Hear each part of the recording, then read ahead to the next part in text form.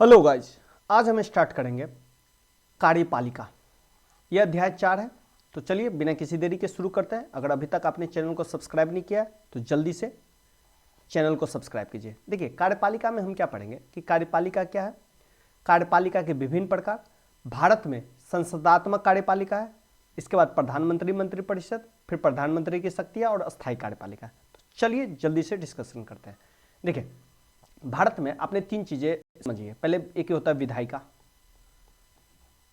एक होता है आपका कार्यपालिका जिस चैप्टर को आज हम पढ़ेंगे, और एक होता है आपका न्यायपालिका, एक होता है न्यायपालिका।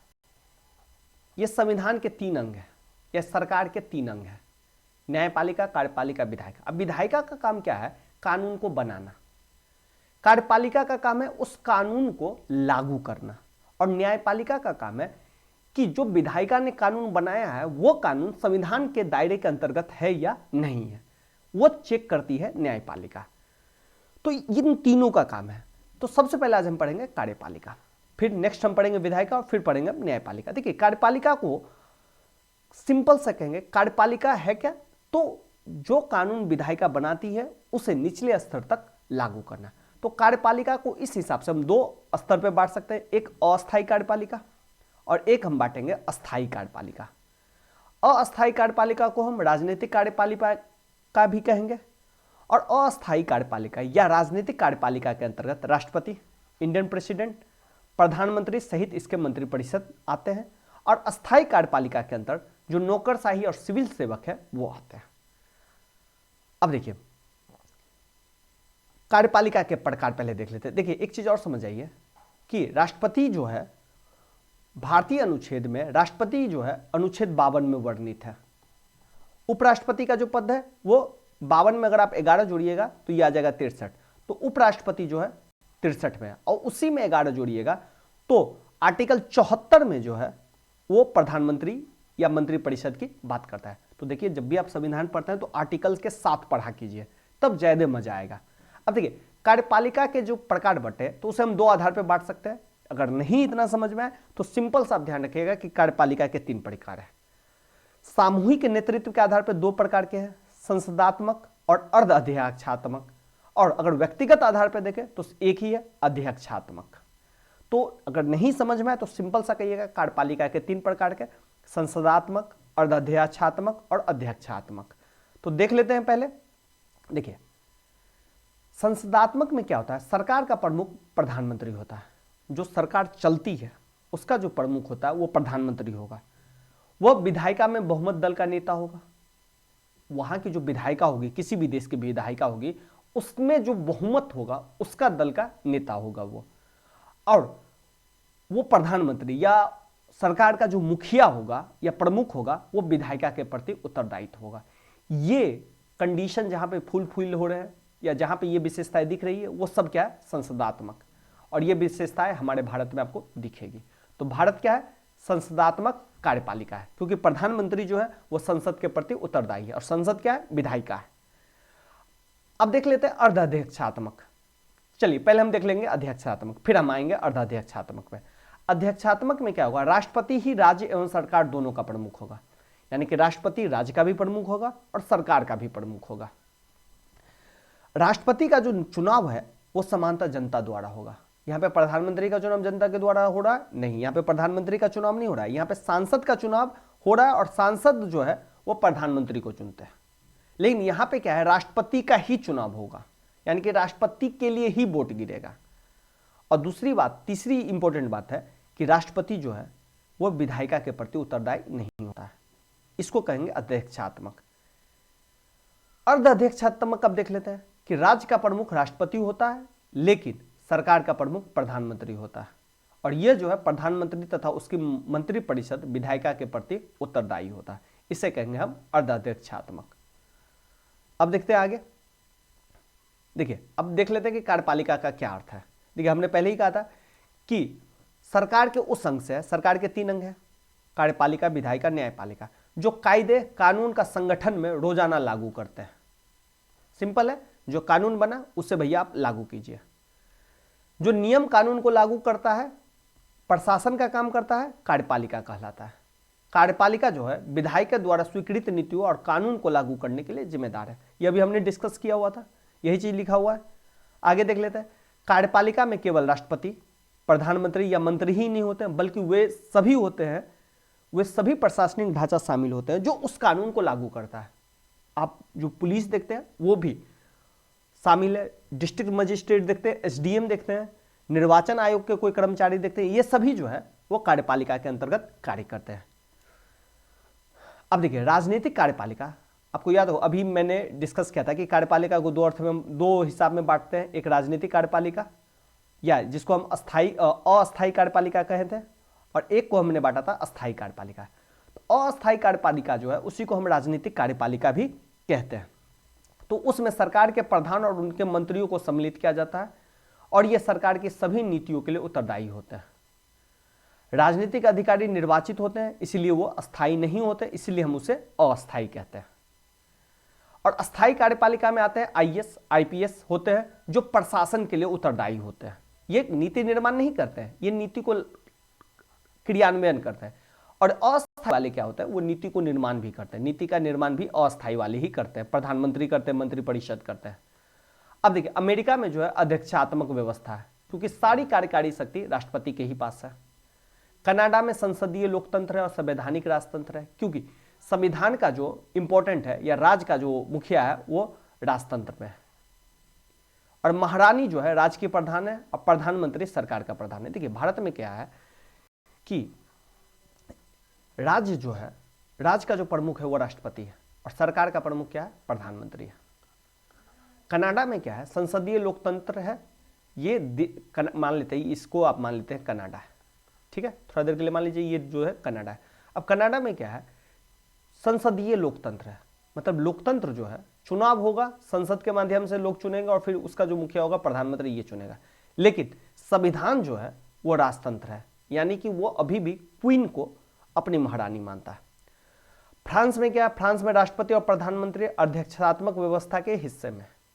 यह सिंपल सा आप ध्यान रखिएगा कि कनाडा में संसदीय लोकतंत्र और संवैधानिक राजतंत्र है, फ्रांस में अर्धाध्यक्षात्मक शासन है, अमेरिका में अध्यक्षतात्मक व्यवस्था है, जापान में संसदीय व्यवस्था है जैसे भारत में, इटली में भी संसदीय व्यवस्था है, रूस में अर्ध अध्यक्षतात्मक व्यवस्था है और जर्मनी में एक संसदीय व्यवस्था है। और क्या आधार है संसदात्मक, अर्ध अध्यक्षात्मक या अध्यक्षतात्मक के, ये हमने पीछे डिस्कस किया। उस आधार पे अब उन देशों के बारे में पता रखिएगा। अमेरिका के बारे में जरूर पता रखिए, रूस के बारे में जरूर पता रखिए, जर्मनी के बारे में जरूर पता रखिए और कनाडा के बारे में भी जरूर पता रखिए। इन देशों के बारे में आपको पता होना चाहिए। अब देखते हैं आगे। देखिए भारत ने संसदीय कार्यपालिका को क्यों अपनाया। देखिए भारत ने जो संसदीय कार्यपालिका को अपनाया, इसका सबसे बड़ा कारण है 1919 और 1935 का अधिनियम। आपको पता होगा कि भारत प्लासी के युद्ध के बाद, अगर आपने इंडियन हिस्ट्री पढ़ा है 10th क्लास में, 9th क्लास में, तो आपको पता होगा कि 1757 में के बाद, प्लासी के युद्ध के बाद भारत जो है वो ब्रिटिशों के चुंगल में फंसता गया और 1947 में भारत आज़ाद हुआ। तो इसके 1757 से 1947 तक ब्रिटिशों ने समय समय पे कई कानून बनाए। उसी में से एक था 1919 का मॉन्टेग्यू चेम्सफोर्ड सुधार अधिनियम या 1919 का अधिनियम और 1935 का अधिनियम। उस अधिनियम में अनुभव था, इसलिए हमने संसदीय कार्यपालिका को अपनाया। दूसरा था कि संसदीय कार्यपालिका जो अपनाते हैं या संसदात्मक व्यवस्था जो अपनाते हैं वो संसद के प्रति अधिक जिम्मेवार है और उत्तरदायी है।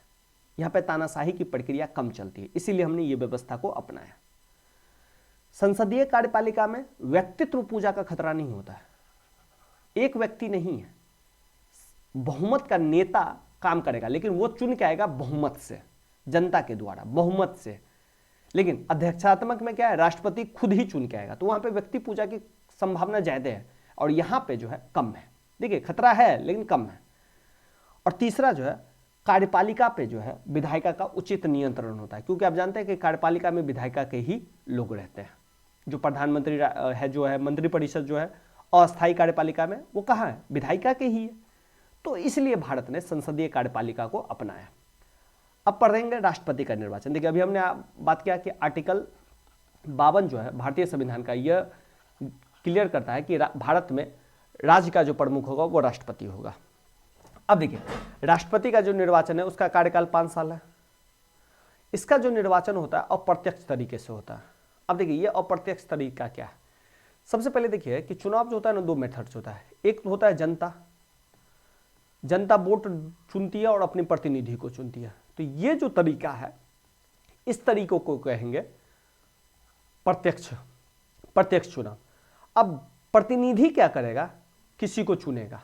मान लीजिए राष्ट्रपति को चुन रहा है या राज्यसभा मेंबर को चुन रहा है, तो जनता नहीं चुन रही है इन दोनों को। जनता के चुने हुए प्रतिनिधि राष्ट्रपति को और राज्यसभा मेंबर को चुनते हैं या उपराष्ट्रपति को। तो इसे कहेंगे अप्रत्यक्ष, क्योंकि जनता का डायरेक्ट मूवमेंट, डायरेक्ट जो है इसमें कोई भी नहीं है। तो जो प्रतिनिधि चुनेंगे, सिंपल सा कहिएगा, अप्रत्यक्ष निर्वाचन वो निर्वाचन होता है जिसमें जनता के द्वारा चुने गए प्रतिनिधि किसी को चुनते हैं। तो वो हो गया अप्रत्यक्ष मेथड। तो इसमें क्या होता है, अप्रत्यक्ष निर्वाचन होता है और संसद के दोनों सदनों के निर्वाचित सदस्य करते हैं। यानी कि जो राष्ट्रपति का जो चुनाव में पार्टी वोटिंग जो होगा वो होगा संसद के दोनों सदन के निर्वाचित सदस्य इसमें करते हैं। अब देखिए संसद, अब एक चीज और भी पढ़ लीजिए, आगे वाले चैप्टर में आपको पढ़ना ही है। देखिए आर्टिकल 79 जो है संसद की बात करता है। संसद के 2 सदन है, एक है आपका लोकसभा और एक है आपका राज्यसभा। समझ गए।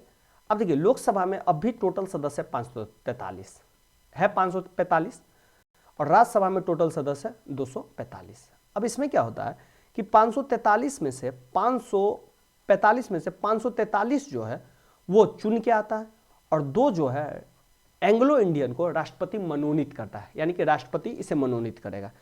अच्छा, एक बात और ध्यान रखिएगा कि राष्ट्रपति कोई भी काम करेगा वो मंत्रिपरिषद की सलाह से करेगा, तो ये भी ध्यान रखिएगा। और 245 में क्या होगा, 233 जो है वो राज्य से चुन के आएंगे और 12 जो है वो राष्ट्रपति मनोनीत करेगा किसी विशेष आदमी को जो कला, सिनेमा, विज्ञान के क्षेत्र में जिसका नॉलेज अच्छा हो, विशिष्ट स्थान रखता हो, उसे राष्ट्रपति मनोनीत करेगा। तो ध्यान रखिएगा ये 2 और ये 12 राष्ट्रपति से मनोनीत करेगा।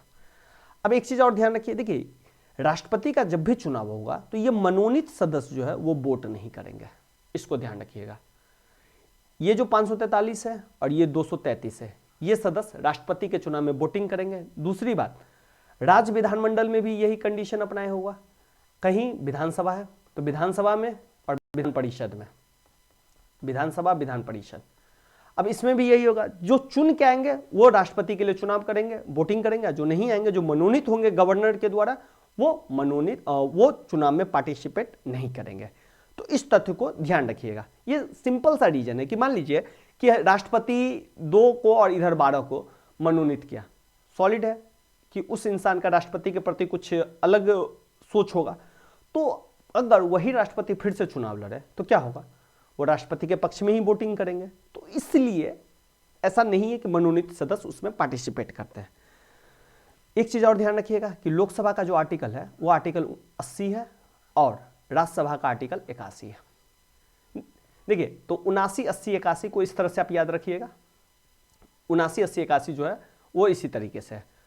सॉरी, देखिए राज्यसभा का 80 है, लोकसभा का 81 है। ध्यान रखिएगा 79 संसद, 80 राज्यसभा और 81 जो है लोकसभा है। ये आर्टिकल्स भी धीरे धीरे मैं बताता रहूंगा, जो आप बार बार सुनिएगा तो याद होता रहेगा। अप्रत्यक्ष तरीके से इसका चुनाव होता है। अच्छा, यहां भी देख लीजिए कि लोकसभा में जो 543 चुन के आते हैं, इसका जो चुनाव होता है प्रत्यक्ष तरीके से होता है। यह हम आगे वाले चैप्टर में यही सब डिस्कस करेंगे। और 233 का जो चुनाव होता है वो अप्रत्यक्ष तरीके से होता है। वो कैसे होगा वो हम आगे देखेंगे। दूसरा, अब इसका जो चुनाव जो होता है तो इसका निर्वाचन जो होता है एकल संक्रमणीय मत प्रणाली से होता है। ठीक है, अब देखते हैं पद से वो कैसे हट सकता है। तो पद से हटाने का एक ही आधार है, महाभियोग लगा के।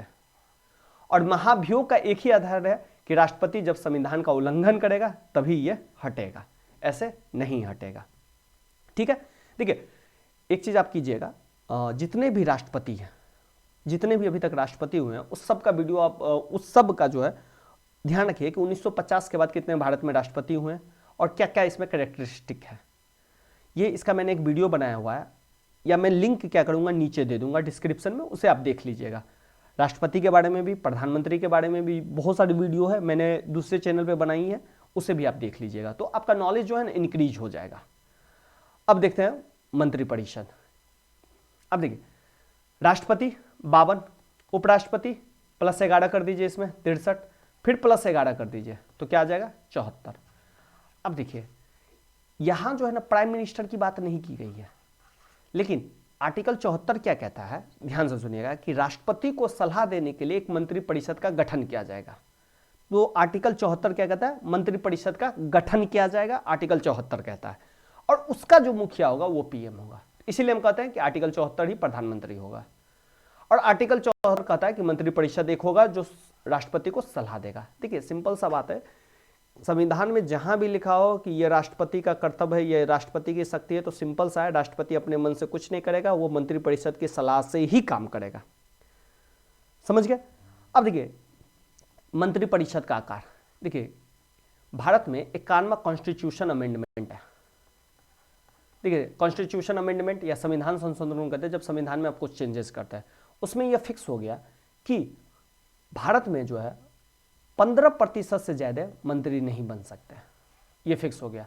यानी कि कोई भी सदन है उसमें 15% से ज्यादा सदस्य नहीं होंगे, मतलब मंत्री परिषद इससे ज्यादा बड़ी नहीं होगी। जैसे मान लीजिए कि 545 लोकसभा में मेंबर है और 245 राज्यसभा में मेंबर है, तो ये कितने हो जाएंगे, तो ये 790 हो जाएंगे। तो 790 का 15% ही मंत्रिपरिषद का आकार होगा। और ये जो संख्या हमने निश्चित की थी, ये 98 कॉन्स्टिट्यूशन अमेंडमेंट से हमने ये संख्या निश्चित की है, तो इस तथ्य को भी ध्यान रखिएगा। अब देखते हैं, अब कार्य के स्तर पर मंत्री परिषद को हम 3 स्तर में विभाजन कर सकते हैं, कैबिनेट मंत्रिमंडल, राज्य मंत्री और उप मंत्री। देखिए मैंने एक वीडियो और भी बनाया जिसमें मैंने वर्तमान के जो मंत्रिमंडल है, जो मंत्रिपरिषद है, उसके बारे में बताया कि कौन से मंत्रिपरिषद को कौन सा मंत्रालय मिला है। तो इस सब जो करंट अफेयर का चीज जो है ना, उसे आप हमेशा पढ़ते रहिए, क्योंकि पॉलिटी का ही अंग है। जब तक वो नहीं पढ़िएगा तो आप अपने आप में कुछ कमी महसूस कीजिएगा। तो सब चीज को पढ़ा कीजिए, देखा कीजिए, बार बार देखा कीजिए। मैं जितने भी इंपॉर्टेंट वीडियो होगा जो आपको देखना चाहिए, जो देखना नहीं, जो देखना ही देखना चाहिए, उसका मैं ना लिंक दे दूंगा, उस लिंक पे जाइएगा और चैनल पे पहुंचिएगा और सब्सक्राइब भी कीजिएगा। ये समझ जाइए अल्टीमेट है, जब इस सब चीज का तैयारी आप कर लीजिएगा तो आपके अंदर से कॉन्फिडेंस जरूर आएगा। अब देखते हैं सामूहिक उत्तरदायित्व। अब देखिए सामूहिक उत्तरदायित्व जो है 75 आर्टिकल का 3 सब आर्टिकल है। इसमें क्या है, मंत्रिपरिषद की एकजुटता के सिद्धांत पर आधारित है ये। और ये जो है देखिए, मंत्रिपरिषद अगर लोकसभा में विश्वास खो देता है तो उसका सरकार गिर जाएगा। अब विश्वास वही होता है, देखिए मान लीजिए बहुमत का नेता कैसे होता है, मान लीजिए 545 सीट है, जिसमें से 543 सीट पे चुनाव होता है। तो किसी भी जगह पे अगर बहुमत चाहिए तो 50% कीजिए, उस सीट का +1 जोड़ दीजिए। तो भारत में 500 ऑड का माना जाता है, 1 प्लस करके आधा कर दीजिए, तो 544 का आधा कितना होगा, 272। तो भारत में कर दिया गया है 273 सीट संसद में जिसके पास है वो बहुमत होगा। और ये 273 आदमी जिसको नेता चुन लेंगे वो बहुमत दल का नेता होगा, वही बाद में प्रधानमंत्री होगा। तो ये 273 जिसके पास नहीं है वो मंत्रिपरिषद लोकसभा में विश्वास खो देती है और अविश्वास प्रस्ताव पास हो जाता है। इसे ही कहते हैं अविश्वास प्रस्ताव, और सरकार गिर जाती है और मंत्रिपरिषद को इस्तीफा देने के लिए बाध्य होना पड़ता है। यही कंडीशन है, ठीक है। लेकिन अध्यक्षतात्मक व्यवस्था में राष्ट्रपति को ऐसा करने में नहीं है जरूरी, क्योंकि वो जनता के प्रति उत्तरदायी है, संसद के प्रति उत्तरदायी नहीं है। अध्यक्षात्मक में क्या होगा, 5 साल के बाद ही आप जाइए और चुनाव करे भैया, इधर नहीं होगा। लेकिन संसदीय व्यवस्था में ऐसा है, प्रधानमंत्री सरकार का प्रधान होता है, और इस व्यवस्था में क्या होता है, राष्ट्रपति और राजा जो होता है राज का प्रधान होता है। तो इस व्यवस्था में क्या होगा, आप सरकार के प्रति अविश्वास हो गए तो आपका सरकार गिर जाएगी, ठीक है। तो ये सब चीज ध्यान रखिएगा। अब देख लेते हैं थोड़ा भारत में संसदीय कार्यपालिका। ऐसे हमने भारत में संसदीय कार्यपालिका क्यों है इसके बारे में हम डिस्कस कर चुके हैं, लेकिन फिर भी देख लीजिए। देखिए अध्यक्षात्मक कार्यपालिका में क्या होती है, राष्ट्रपति की शक्ति खूब होती है, जिस कारण क्या होता है, व्यक्ति पूजा का खतरा बन जाता है। तो जब भारत में संविधान बन रहा था तो संविधान निर्माता नहीं चाहते थे कि भारत में भी व्यक्ति पूजा हो, इसलिए उन्होंने शक्तिशाली कार्यपालिका तो बनाई, लेकिन ऐसे भी प्रावधान रखे कि व्यक्ति पूजा न हो, उसके लिए उन्होंने अंकुश भी रखा। और इसका अंकुश यही है कि भैया संसद में बहुमत नहीं है, अब बाहर है। समझे? सेकंड पॉइंट क्या है ये भी देख लेते हैं। ये सब हमने डिस्कस किया है कि संसदीय व्यवस्था में कार्यपालिका जो है विधायिका या जनता के प्रति उत्तरदायित्व होती है और जनता द्वारा नियंत्रित भी होती है। और नियंत्रित कैसे? भैया आप अच्छा काम नहीं कीजिएगा, आपको सरकार वोट नहीं देगी, तो इसलिए ये कंट्रोलिंग भी होता है। भारत में क्या होता है, राष्ट्रपति जो है औपचारिक प्रधान है। देखिए नाम का ही प्रधान है, सारा जो शक्ति है वो प्रधानमंत्री के पास है। इसलिए आपने देखा होगा कि आर्टिकल 74 क्लियर कहता है कि राष्ट्रपति को सलाह देने के लिए मंत्रिपरिषद का गठन होगा। तो राष्ट्रपति जो भी काम करेगा वो मंत्रिपरिषद के ही हिसाब से करेगा। शक्ति है ही नहीं, समझ आइए उसको, लेकिन ऐसे लिखिएगा नहीं एग्जाम में। नेक्स्ट, राष्ट्रपति की शक्ति और स्थिति को देख लेते हैं। देखिए अभी हमने पढ़ा औपचारिक प्रधान होता है। राष्ट्रपति को ऐसे तो बहुत सी कार्यकारी, विधायिक, कानूनी और आपात शक्तियां प्राप्त है, परंतु इन सभी शक्तियों का प्रयोग वो मंत्रिपरिषद की सलाह पर ही करता है। देखा आपने, ये जितने भी प्रयोग है सब मंत्रिपरिषद के हिसाब से ही करेगा। तो चलिए अब कुछ विशेषाधिकार को देख लेते हैं।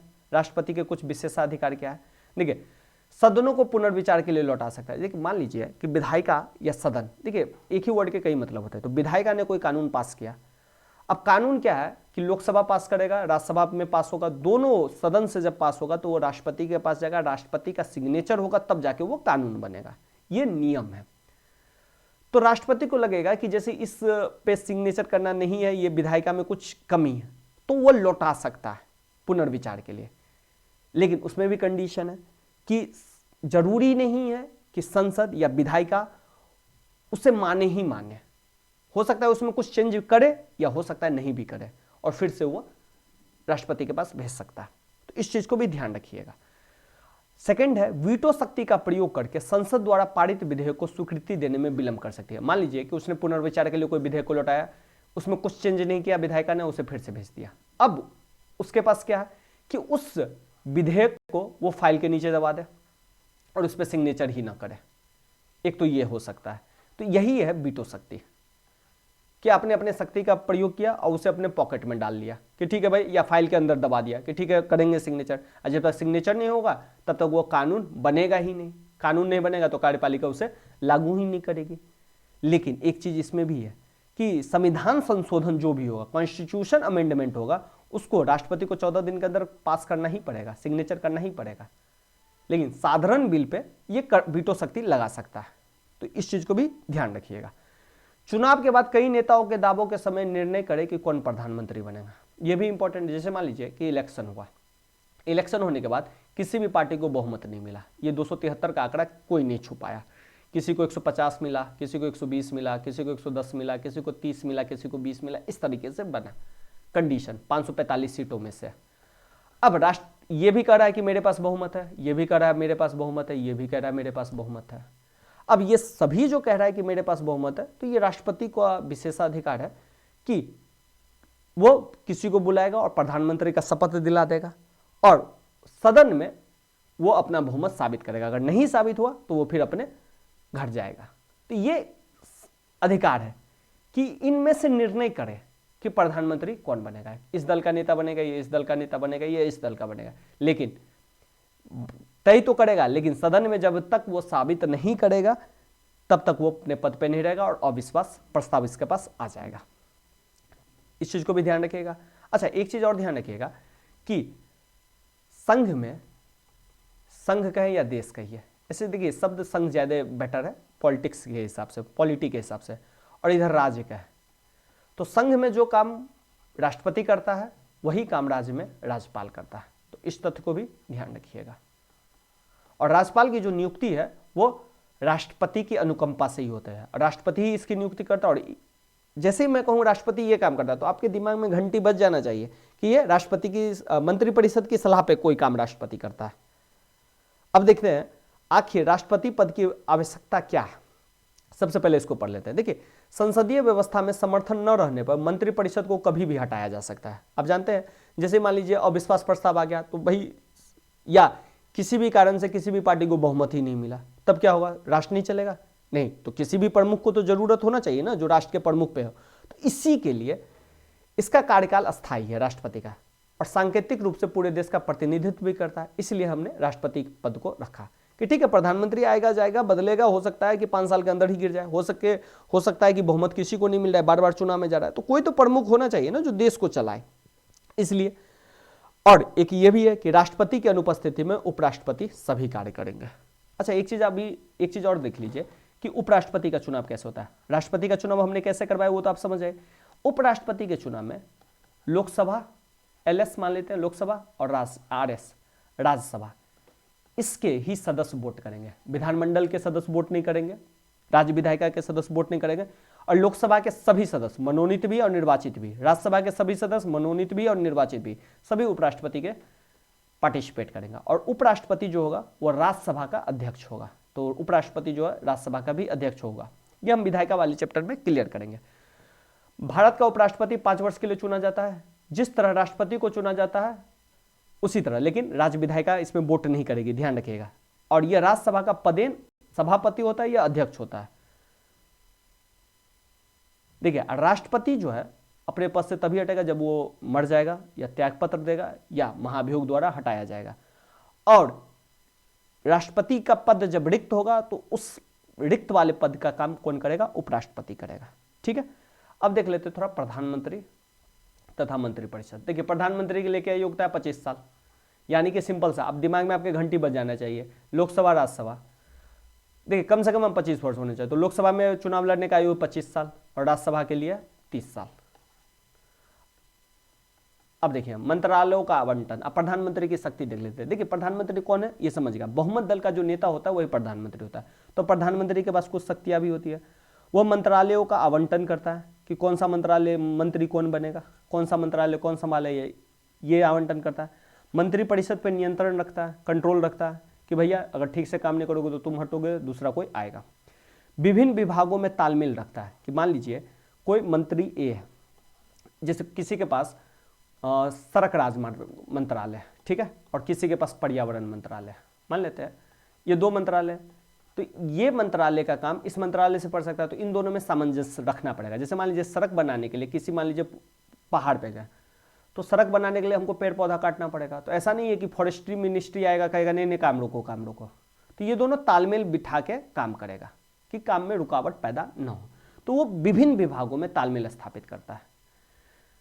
मीडिया तक पहुंच है इसका, किसी भी मंत्रिमंडल को जब वो दे सकता है मंत्रिमंडल तो उसको छीन भी सकता है, यानी मंत्री को हटा भी सकता है। विदेश यात्रा और अंतर्राष्ट्रीय सम्मेलनों में राष्ट्र का नेतृत्व करेगा प्रधानमंत्री। राष्ट्रपति तथा संसद के बीच सेतु का कार्य करेगा, राष्ट्रपति को बताएगा कि भैया ये है वो है, जो ये काम है। ये सरकार का केंद्रीय धुरी है, केंद्रीय धुरी का मतलब है ये सेंटर बिंदु है, ये है, इसी के आधार पर सारा काम होगा। अधिकारी वर्ग पे उसका आधिपत्य चलेगा, अधिकारी वर्ग वही सिविल सेवक और बहुमत दल का नेता होता है। ये प्रधानमंत्री की शक्तियां है। अब देखते हैं विभिन्न परिस्थितियों में प्रधानमंत्री की स्थिति। देखिए अब 2 स्थितियां मान लीजिए कि एक राजनीतिक दल का बहुमत है, जैसे अभी बीजेपी का बहुमत है, तो उसमें क्या होगा, बहुमत के स्वरूप क्या होगा, कामकाज आसान हो जाएगा, मतलब जल्दी जल्दी हो जाएगा, किसी से राय विचार लेने की जरूरत नहीं है, हम अपने हिसाब से काम कर लेंगे। निर्णय क्या होगा, तेजी में लिया जाएगा, लेट नहीं लगेगा। मान लीजिए आप अकेले निर्णय लेते हैं 100 और 5 आदमी मिला के निर्णय लीजिएगा 100, उसमें क्या होगा, आपको सामंजस्य बैठाना पड़ेगा। इसमें आपको अकेले निर्णय लेना है तो आप निर्णय को तेजी से ले लीजिएगा और निर्णय भी आसानी से कीजिएगा। और दूसरी बात है मतभेद कम है, और यहाँ पे अगर 5 आदमी डिसीजन लीजिएगा तब क्या हो जाएगा, निर्णय में देरी भी हो जाएगी और मतभेद भी बढ़े आएंगे। तो ये जो है ये राजनीतिक दलों का गठबंधन होता है। जैसे मान लीजिए कि किसी भी दल को बहुमत नहीं मिला, एक पार्टी ए है, एक पार्टी बी है, एक पार्टी सी है, अब उन तीनों ने पार्टी ने गठबंधन किया और सरकार बनाई। अब ये सरकार 280 सीट पे है, यानी कि 273 चाहिए, इससे ज़्यादा सीट है, लेकिन इसमें से एक भी पार्टी ने अगर साथ छोड़ा तो इसका सरकार गिर जाएगा। तो अब क्या होगा कि बहुमत की कमी है तो सरकार में अस्थायित्व होगा, मतलब ये कभी भी एक दूसरे को छोड़ जा सकते हैं, जिसका फायदा नहीं रहेगा वो छोड़ के जाएगा। तो इसमें क्या है कि अस्थायित्व नहीं है, ये कभी भी गिर जा सकता है। निर्णय निर्माण में देरी होगी, कठिनाई आएगी, क्योंकि मान लीजिए कि कोई भी चीज बिल पास करवाना है तो तीनों से सहमति होना पड़ेगा। अगर तीनों से सहमति नहीं होगा तो कोई पार्टी छोड़ के चला जाएगा, गठबंधन से हट जाएगा। जैसे ही गठबंधन से हटेगा तो क्या होगा, ये सरकार गिर जाएगी। तो इसमें क्या है, मतभेद की गुंजाइश भी होती है। तो ये राजनीतिक परिस्थितियों पर निर्भर है कि प्रधानमंत्री की शक्ति या स्थिति क्या है। अब नेक्स्ट देख लेते हैं कि अब देखिए, बहुमत का समर्थन प्राप्त हो तभी प्रधानमंत्री रहेगा। अगर वो प्रधानमंत्री बन गया लेकिन किसी भी सदन, अब किसी भी सदन का मतलब लोकसभा और राज्यसभा का अगर वो सदस्य नहीं है तो 6 महीना के भीतर उसे किसी भी जगह से निर्वाचित होना पड़ेगा। और ये सभी, ये जो स्थिति अभी जो मैंने प्रधानमंत्री के बारे में बताई है वो मंत्रिपरिषद के बारे में भी ही है। जरूरी नहीं है कि आप लोकसभा से ही हो, या तो आप मंत्री बन जाइए या प्रधानमंत्री बन जाइए। अगर आप न लोकसभा से न राज्यसभा से, तो 6 महीना के भीतर आपको लोकसभा या राज्यसभा का मेंबरशिप लेना पड़ेगा। अब देख लेते थोड़ा प्रधानमंत्री के पद की शक्तियों में क्या बदलाव है। प्रधानमंत्री के चयन में राष्ट्रपति की भूमिका बढ़ी है, वो हमने पीछे डिस्कस किया कि मान लीजिए किसी भी दल के पास बहुमत नहीं है तो राष्ट्रपति के पास ये अधिकार है कि उसे वो चुनेगा प्रधानमंत्री के लिए, किसे शपथ दिलाएगा। अब बाद में संसद में उसे अपना बहुमत साबित करना है, ये प्रधानमंत्री का काम है। तो राष्ट्रपति की भूमिका बढ़ी है। राजनीतिक सहयोग से परामर्श की प्रवृत्ति बढ़ी है। क्यों बढ़ी है कि भैया बहुमत किसी के पास नहीं है तो ये परामर्श एक दूसरे से करते हैं। प्रधानमंत्रियों के विशेषाधिकार पर अंकुश लगा है। सहयोगी दलों के साथ बातचीत तथा समझौते के बाद ही नीतियां बनती है। ये जितने भी कारण है ना, ये सब गठबंधन का कारण है। और गठबंधन नहीं, अगर एक पार्टी को अगर बहुमत है जो कि पिछले 2014 से दिखने को आ रहा है, मिल रहा है, तो उसमें प्रधानमंत्री की शक्तियों में कोई चेंजेस नहीं है। प्रधानमंत्री का चयन प्रधानमंत्री की ही भूमिका रहेगी। तो जस्ट ये 4 जो देख रहे हैं ये जस्ट उल्टा हो जाएगा। अब देख लेते हैं राज्यों में कार्यपालिका का स्वरूप। देखिए, राज्यों में एक राज्यपाल होता है जो केंद्रीय सरकार की सलाह पर राष्ट्रपति द्वारा नियुक्त होता है, और ये राज्यपाल वही काम करेगा जो राष्ट्रपति संघ के लिए काम करेगा।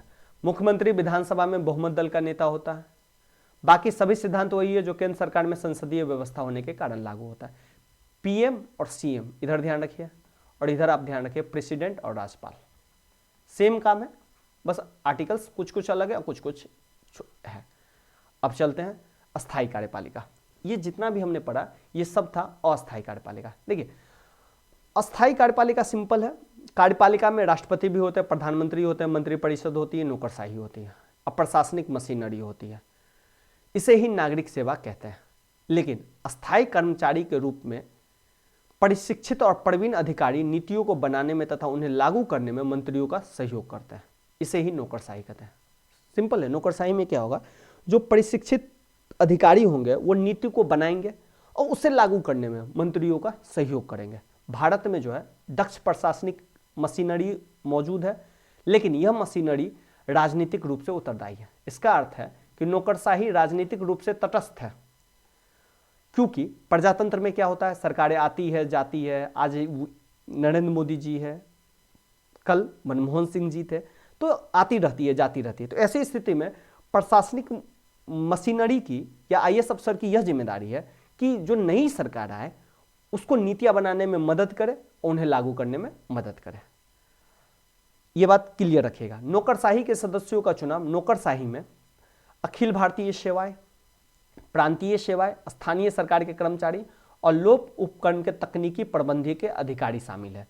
भारत में सिविल सेवा के सदस्यों की भर्ती की कार्यपालिका जो यूपीएससी को सौंपा गया। यूपीएससी से ही 3 पद निकलते हैं, आईएएस, आईपीएस और भी बहुत सारी सेवा है। 22 पद का एग्जाम लेता है, उसके द्वारा ये नौकरशाही निकलती है।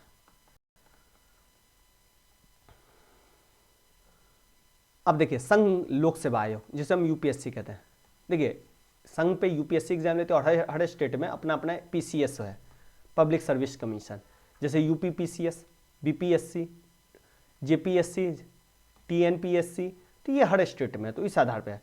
तो सिविल सेवकों का चयन करता है योग्यता के आधार पे, और ये योग्यता प्रतियोगी परीक्षाओं को लेती है, उस आधार पे चुनती है।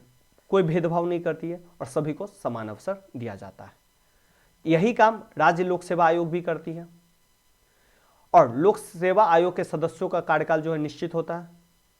उनका सर्वोच्च न्यायालय के न्यायाधीश के द्वारा जांच के आधार पर ही निलंबित या हटाया जा सकता है। तो यही कुछ कारण है। अब देख लेते हैं थोड़ा सा सिविल सेवाओं का वर्गीकरण। देखिए, सिविल सेवाओं का वर्गीकरण अगर करें तो अखिल भारतीय सेवा है, मतलब ऑल इंडिया पे है, तो इसमें आपका आ गया आईएएस, आईपीएस। कुछ केंद्रीय सेवाएं और विदेश सेवाएं जिसमें IFS आ गया, ये सब है। कुछ डिप्टी कलेक्टर, बिक्री कर अधिकारी, टैक्सेस ऑफिसर जो है ये इसके अंतर्गत आ गए। ये सब जो है ये सिविल सेवाओं का वर्गीकरण है। तो आज के लिए इतना ही रखते हैं। अगर सेशन अच्छा लगे तो लाइक और शेयर जरूर करें। धन्यवाद।